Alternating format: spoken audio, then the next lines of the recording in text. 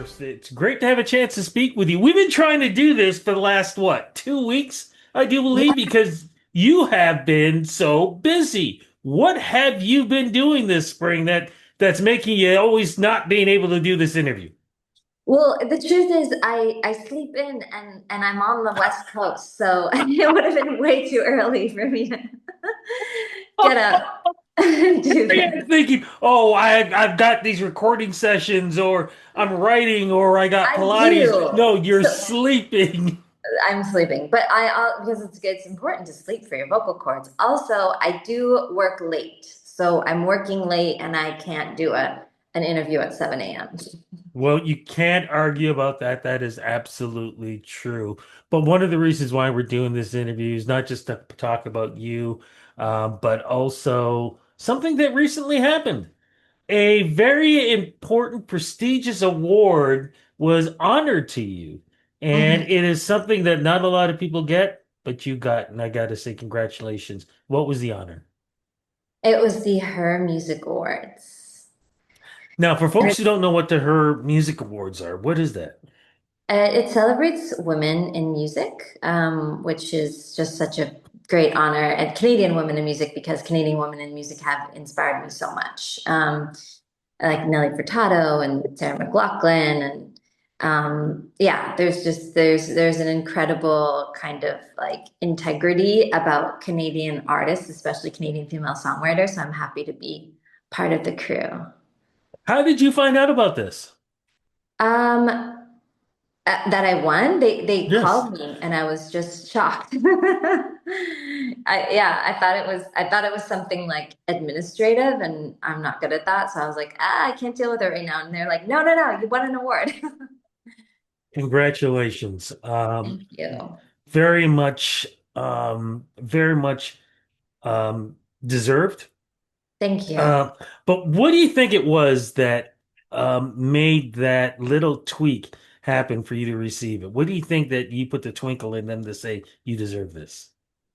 I'm not sure to be honest. I mean, I've been working really hard. I've been like self-promoting and self-marketing my music online. I've been independent for years now and just like trying to make music that feels very aligned with what I want to say and where I'm at right now. And I've been also been very transparent about my kind of the perils of the music industry and my journey in the music industry and trying to help other artists that are coming up as well. So maybe a combination of all that would be my guess. Let's talk a little bit about that because it sounds like it's almost, I don't want to say a struggle, but a lot of people don't understand how this music industry works. And they can be the most talented people on the planet, but once they start getting into it, there's a lot of curves. What would you say has been the most rewarding being in this industry, and what has been the toughest parts?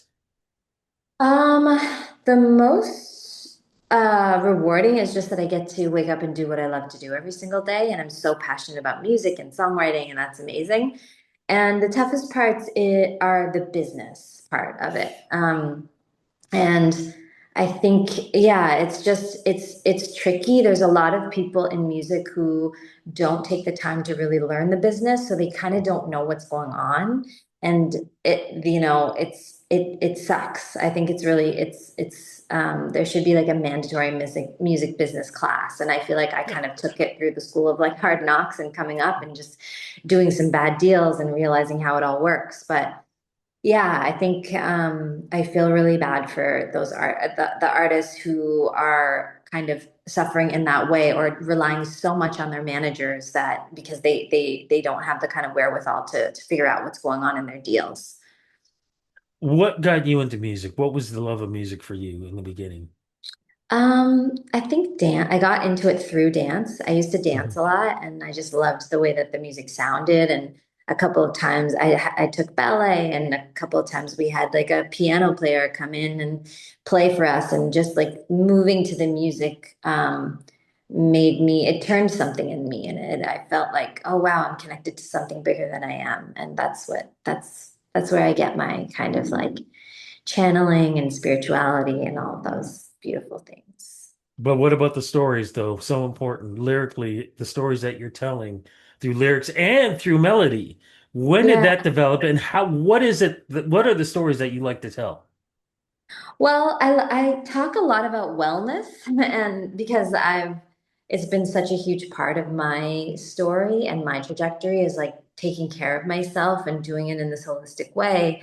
And so a lot of my songs are about that, and and also just about being empowered, like from my first single, Brand New Chick. Like it's about just like feeling yourself and feeling good about yourself and loving yourself all the way to Shine Sunshine, which has similar themes, but is now talking about like 432 Hertz and wellness and meditation. And so yeah, I really kind of pride myself on that, like those themes, because that's what's true to me. And that's kind of my point of difference as well. Because I don't think everybody's singing about that.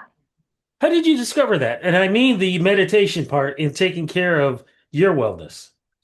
I think it was just through kind of hitting a bit of a rock bottom and going through like having my own mental health struggles and realizing that I needed to really take care of my heart.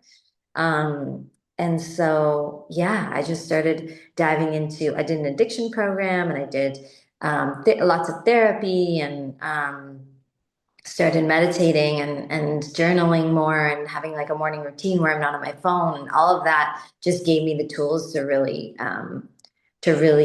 kind of like heal myself and start making music from that place. I'm curious though, because now it seems like it was forever. It happened a long time ago. What were you feeling when COVID happened, when we were isolated from each other? Although I was like so I had so much compassion for what people were going through. Me, myself, I'm a real hermit. Like I can kind of just be okay being indoors and not talking to people and not like seeing. I was still able to go outside because I was living in LA. So it was easy to, go on hikes and stuff, which was a blessing. But I don't mind not seeing people or hanging with people. Like I'm totally fine to just be in the studio creating, and that's what I did. I did a lot of that. So you're kind of like me. You can go to a movie or a concert by yourself and you're okay, correct? Actually, I haven't done that. I don't go to movies No? or well, I don't go to movies or concerts. I haven't been to a Okay. movie or concert in years. But but like I don't really go places by myself. I'm just okay to be by myself. You know what I mean? Like I'm Okay. make myself dinner and eat and be at home and just like be with my own thoughts because my imagination is so wild that there's a lot going on. I don't need extra stimuli coming in. I need to challenge you to either A, go out for dinner on your own, or B, a big one, go on vacation by yourself. Okay, I've done that, and that was Ah, an amazing experience. I went to Switzerland and Italy, and I loved doing that. Like I do think, and you're onto something because there's that whole the artist's way talks about having a date with yourself and how important it yes. is to really like curate that relationship of just how it feels to be by yourself, and experience the world by yourself and not have a podcast or even music. Just like be out in the world and let it kind of ricochet. What has been the reaction from fans with your music? What have they told you, and how do you feel like maybe, as much as you say it's healing for yourself, it's very much healing for them as well, I have to assume. I think so. It feels like it's really resonating. Yeah, it does. And I think also it's like it again, like there aren't many like pop songs about meditating, like that, and Mhm. without like maybe I try to also make sure that I'm not being preachy when I talk about these things. Like I'm really just saying this is what's worked for me, and like take it or leave it. There are many other things that can also work if you're not feeling good and like going out and going to clubs, and there's so much music about that, and I love that music too. And I think from me, I was just like, well, what's actually working for me and what's true for Yeah. me, and like let me write from that place as opposed to writing what a typical hit song would be. And that's been really nice so far. Like I have a song that I just dropped it on my birthday called The Sweetest Love of All, and it has these same themes of loving yourself. I was actually my mom's friend who said to me, I think you should write a song about your confidence. And she brought up the song Greatest Love of All by Whitney Houston. And I was like, oh, let me try something like that. So I wrote that inspired by my mom's friend. So these are the kinds of people that are inspiring me. You know what I mean? Like I'm not really like out in the world, like catching on to trends or anything. I'm just trying to make what I feel. I love that. Absolutely love that. Just curious, with this single, is there a EP or an album following with this, or is it Yes. connected already with? Yes, there is. I'm gonna be releasing it slowly over the summer. And as we get all this happening slowly in the summer, what about shows? Are we going to speed that up and get some of those? Yes, I am. I'm playing the Billboard show for North by. I think it's June 15th, and then I'm playing Canada Day on the 1st of July. Oh, At, fantastic. Where in Canada today? Because it could be Ottawa, it could be where I am, Toronto, it could be where you are. it's actually the Mississauga City Center. So if you're in the neighborhood or if you want to come see a show, it's like going to be a full like 45-minute singing, dancing extravaganza.